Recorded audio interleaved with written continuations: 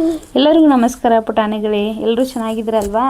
ನೋಡಿ, ಇವತ್ತು ನಾವು 1ನೇ ತರಗತಿಯ ಇನ್ನೊಂದು ಪಾಠವನ್ನು, ಅದ್ಭುತವಾದಂಥ ಒಂದು ಪಾಠವನ್ನು ಮಾಡೋಣ.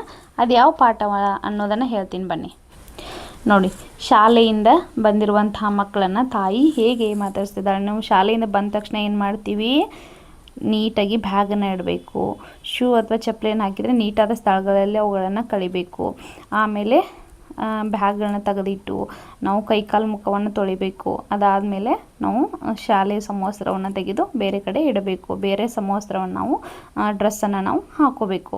ಹೌದಾ? ಯಾಕೆ ಹೇಳಿ? ಇದನ್ನು ನಾವು ಯಾಕೆ ಮಾಡಬೇಕಂದ್ರೆ ನಾವು ಹೊರಗಡೆಯಿಂದ ಗಾಳಿ ಅಲ್ಲಿ ಇಲ್ಲಿ ಆಟ ಆಡಿ ಬಂದಿರ್ತೀವಿ, ಮಣ್ಣಲ್ಲಿ ಆಟ ಆಡಿರ್ತೀವಿ ಶಾಲೆಯಲ್ಲಿ. ಹೀಗಾಗಿ ನಮ್ಮ ಕೈಗಳೆಲ್ಲ ಕೊಳಕಾಗಿರ್ತಾವೆ. ಇದರಿಂದ ನಾವು ಹಾಗೆ ಊಟ ಮಾಡೋದ್ರಿಂದ, ಹಾಗೆ ನೀರು ಕುಡಿಯೋದ್ರಿಂದ ನಮಗೇನಾಗತ್ತೆ? ನಮ್ಮ ದೇಹ ಆರೋಗ್ಯ ಕೆಟ್ಟು ಹೋಗ್ಬಿಡತ್ತೆ.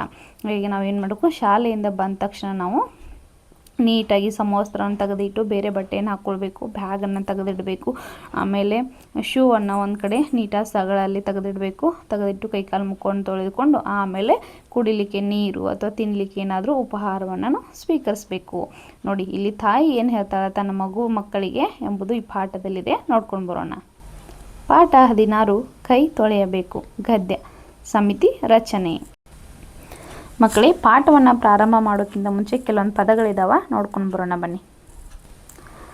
ಸಂಜೆ ಆಯಿತು, ಶಾಲೆ, ಬಾಗಿಲು, ನಗುತ್ತಾ, ಹಸಿವು, ತಿನ್ನಲು, ತಿಂಡಿ, ಕೈಕಾಲು, ತೊಳೆ, ಮುಖ, ಕೊಳಕು, ರೋಗಾಣು, ಶುಚಿ, ಬುದ್ಧಿವಂತ, ಆರೋಗ್ಯವಂತ, ಹಾಲು. ಪಾಠವನ್ನು ಪ್ರಾರಂಭ ಮಾಡೋಣವಾ? ಸಂಜೆ ಆಯಿತು. ಆಶಾ ಮತ್ತು ಉದಯ್ ಶಾಲೆಯಿಂದ ಮನೆಗೆ ಬಂದರು. ನೋಡಿ, ಶಾಲೆ ಬಿಟ್ಟ ಸಮಯ. ನಮ್ಮ ಶಾಲೆ ಯಾವಾಗ ಬಿಡತ್ತೆ? ಸಾಯಂಕಾಲ ಟೈಮಿಗೆ ಬಿಡತ್ತಲ್ವ? ಸಂಜೆ ಟೈಮಿಗೆ ಶಾಲೆ ಬಿಟ್ಟ ತಕ್ಷಣ ಯಾರು ಬಂದರು ಮನೆಗೆ? ಆಶಾ ಮತ್ತು ಉದಯ್ ಏನು ಮಾಡಿದ್ರು? ಇಬ್ಬರು ಮನೆಗೆ ಬಂದರು. ಅಮ್ಮ ಬಾಗಿಲಲ್ಲಿ ಕಾಯುತ್ತಾ ಕುಳಿತಿದ್ದರು. ನೋಡಿ, ಆಶಾ ಮತ್ತು ಉದಯ್ ಶಾಲೆಯಿಂದ ಬರೋ ದಾರಿಯನ್ನು ನೋಡ್ತಾ ಯಾರು ಕುಳಿತಿದ್ರು ಅವ್ರ ಮನೆಯಲ್ಲಿ? ಅವರಮ್ಮ ಬಾಗಿಲಲ್ಲಿ ಕಾಯ್ತಾ ನಿಂತಿದ್ರು. ನನ್ನ ಮಕ್ಕಳು ಇನ್ನೂ ಮನೆಗೆ ಬರ್ತಾರಂತೆ ಕಾಯ್ತಾ ನಿಂತಿದ್ರು. ನೀವು ಕೂಡ ಶಾಲೆ ಬಿಟ್ಟ ತಕ್ಷಣ, ಮನೆಗೆ ಹೋದ ತಕ್ಷಣ ನಿಮ್ಮನ್ನು ಬಾಗಿಲಲ್ಲಿ ನಿಮ್ಮ ಅಮ್ಮ, ಅಜ್ಜ, ಅಜ್ಜಿ, ಆಮೇಲೆ ಅಣ್ಣ, ತಮ್ಮ, ತಂಗಿ ಇವರೆಲ್ಲರೂ ಕೂಡ ಏನು ಮಾಡ್ತಾರೆ? ಶಾಲೆ ಮುಗೀತಲ್ವ, ಮನೆಗೆ ಬರ್ತಾಯಿದ್ರು ಅಂತ ಕಾಯ್ತಾ ಇರ್ತಾರಲ್ವ. ಅದೇ ರೀತಿಯಾಗಿ ಇಲ್ಲಿ ಏನು ಮಾಡ್ತಾಯಿದ್ಲು? ಅಮ್ಮ ಆಶಾ ಮತ್ತು ಉದಯನ ಬರುವಿಕೆಯನ್ನು ಕಾಯ್ತಾ ಇದ್ದರು. ಮನೆಗೆ ಬರುತ್ತಲೇ ಉದಯನಿಗೆ ತುಂಬ ಹಸಿವು. ನೋಡಿ ಮಕ್ಕಳೇ, ಮನೆಗೆ ಬರ್ತಾ ಇದ್ದಂಗೆ ಉದಯನಿಗೆ ಏನಾಗಿಬಿಟ್ಟು? ಸಿಕ್ಕಾಪಟ್ಟೆ ಹಸಿವು ಆಗಿಬಿಟ್ಟಿತ್ತು. ಹೀಗಾಗಿ ಆತನ ಮನೆಗೆ ಬರ್ತಾಯಿದ್ದ. ಹೀಗೆ ನಮಗೂ ಕೂಡ ಶಾಲೆಯಿಂದ ಹೋದ ತಕ್ಷಣ ಮನೇಲಿ ಏನಿದೆಯೋ ಏನಿಲ್ಲ, ಏನಾದರೂ ತಿನ್ಬೇಕಂತ ಅನ್ನಿಸ್ತಾ ಇರತ್ತಲ್ಲ, ಅದೇ ರೀತಿಯಾಗಿ ಉದಯನಿಗೂ ಕೂಡ ಏನಾಗಿತ್ತು? ತುಂಬ ಹೊಟ್ಟೆ ಹಸಿವು ಆಗಿಬಿಟ್ಟಿತ್ತು.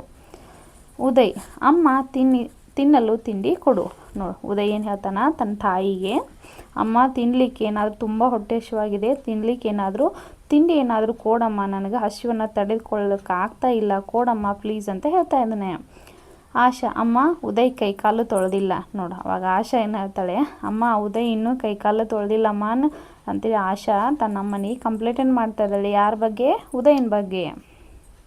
ಉದಯ್, ನನಗೆ ಹಸಿವಾಗುತ್ತಿದೆ, ಮೊದಲು ತಿಂಡಿ ತಿನ್ನುವೆ. ಆವಾಗ ಉದಯ್ ಏನು ಹೇಳ್ತಾನೆ? ನನಗೆ ಫಸ್ಟ್ ಭಾಳ ಹಸಿವಾಗತೈತಿ ಅಮ್ಮ, ನನಗೆ ಫಸ್ಟ್ ನಾನು ತಿಂಡಿ ತಿಂತೀನಿ ಆಶಾ ಅಂತೇಳಿ ಉದಯ್ ಯಾರಿಗೆ ಹೇಳ್ತಾನೆ? ಆಶಾಗ ಹೇಳ್ತಾನೆ.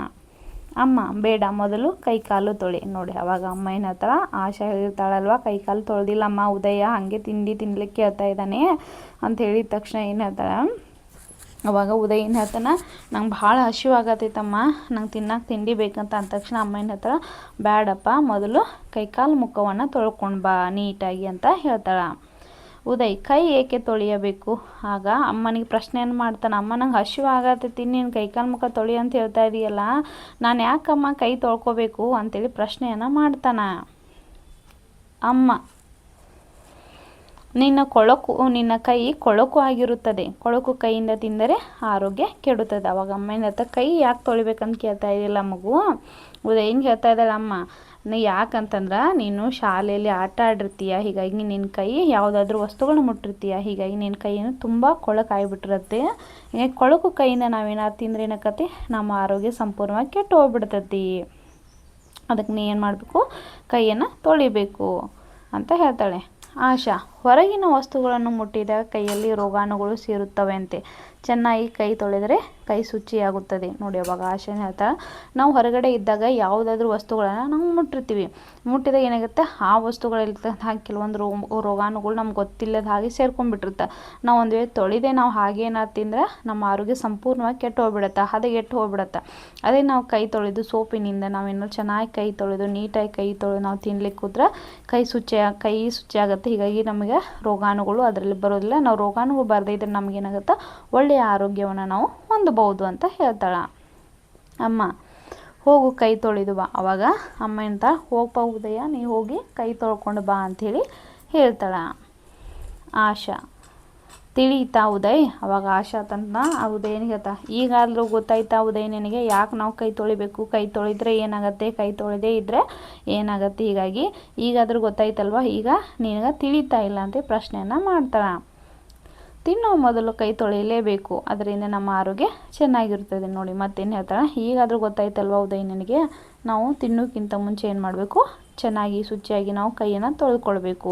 ನಾವು ಕೈಯನ್ನು ತೊಳೆದುಕೊಂಡ್ರೆ ನಮ್ಮ ಆರೋಗ್ಯ ತುಂಬ ಚೆನ್ನಾಗಿರುತ್ತೆ ಅಂತ ಹೇಳ್ತಾಳೆ ಉದಯ್.